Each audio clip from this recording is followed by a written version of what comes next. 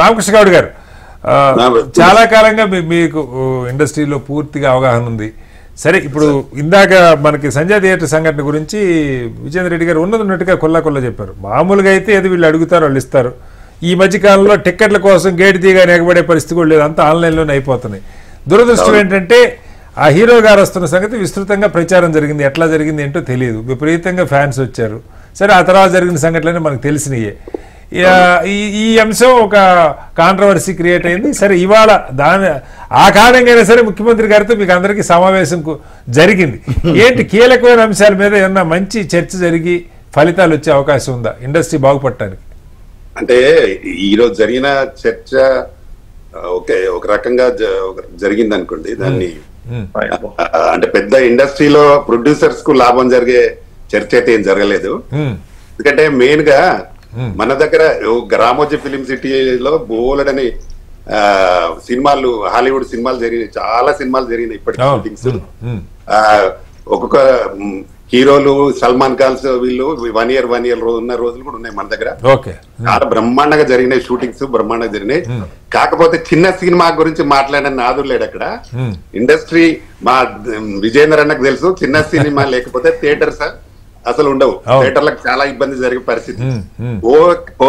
ఒక వ్యక్తి కూడా చిన్న సినిమాల గురించి కానీ ఒక షో గతంలో గత ప్రభుత్వం కూడా ఒక షో చేద్దామని అనుకున్నారు, కానీ అది కూడా కాలేదు. దాని గురించి కానీ ఏదైనా చిన్న సినిమాల కోసం మనగడ ఏమైనా ముందుకెళ్ళడానికి కోసం మాత్రం జరగలేదు. అలాగే కార్మికుల కోసం చాలా మంది కార్మికులకు, ముఖ్యంగా తెలంగాణ కార్మికులకైతే హౌసెస్ లేవు, ఇల్లు లేవు.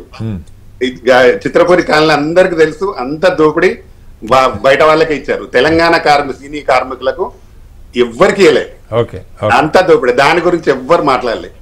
ఇప్పుడు అంటే ఏంటి వాళ్ళ ఈ అన్ని సెక్టర్, ఇప్పుడు ముఖ్యమంత్రి గారితో సమావేశం 50 మంది కాదు ఉన్న, మీరు చెప్పగలిగితే చెప్పండి, ఇబ్బందులు ఉంటే చెప్పాల్సిన పర్లేదు. కానీ రామకృష్ణ గౌడ్ గారు, నా ప్రశ్న ఏంటంటే ఒక 50 మంది ప్రముఖులకు ఆహ్వానం వచ్చింది. దానిలో సరే నిర్మాతలు, దర్శకులు, హీరోలు, పెద్దవాళ్ళు ఉన్నారు. ఈ కింద ఈ డిఫరెంట్ ఎగ్జిబిటర్స్, డిస్ట్రిబ్యూటర్స్, లేదంటే ఈ కార్మిక సంఘాలకు సంబంధించి రిప్రజెంట్ చేస్తున్న వాళ్ళు, చిన్న సినిమాలకు సంబంధించిన వాళ్ళు, వీళ్ళు ఎవరికి ప్రాతినిధ్యం లేకుండా అయిపోయిందా? అవును సార్, అది ఇప్పుడు అందులో పోయిన ఉన్న వాళ్ళు ఎవరు ప్రాతినిధ్యం వహించిన వాళ్ళు ఎవరు ఉండదు కదా అందరికి. చూసిన వాళ్ళు అంతా ఈ మధ్య కాలంలో సినిమా తీయని వాళ్ళని కూడా ఉన్నారు, అలా అంత చాలా మంది. ఇప్పుడు సినిమాలు తీయని వాళ్ళు కూడా అక్కడ ఉన్న కార్మికులకు సంబంధించిన వాళ్ళు ఎవరు లేరు, చిన్న సినిమాకి సంబంధించి మాట్లాడే రిప్రజెంటేషన్ లేరు, రిప్రజెంటేషన్ చేసే వాళ్ళు లేరు. ఇప్పుడు సంవత్సరానికి 300-350 సినిమాలు రిలీజ్ అవుతాయి సార్ ఈ రాష్ట్రంలో, ఈ 2 రాష్ట్రాలలో. అలా రిలీజ్ అయ్యి ఒక 50-60 పెద్ద సినిమాలు అవుతాయి, 250 సినిమాల వరకు చిన్న సినిమాలు రిలీజ్ అవుతాయి. లో బడ్జెట్ సినిమాలు లో బడ్జెట్ సినిమాలు రిలీజ్ అయిన, పెద్ద సినిమా రిలీజ్ అయినప్పుడు ఫీడ్ ఎవరు ఇస్తారు థియేటర్లకు? లో బడ్జెట్ సినిమాలే ఇస్తారు, వాళ్ళే అవుతాయి. వాళ్ళ గురించి ఎక్కడ కూడా ఒక విషయం మాట్లాడడం కానీ, లేదంటే కార్మికుల గురించి మాట్లాడడం కానీ ఏమి మాట్లాడలేదు. అంటే ఇప్పుడు విజేంద్ర రెడ్డి గారు చెప్పారు, సరే ఈ సింగిల్ స్క్రీన్ థియేటర్లకు సంబంధించి కొంత మా కష్ట నష్టాలు చెప్పామని.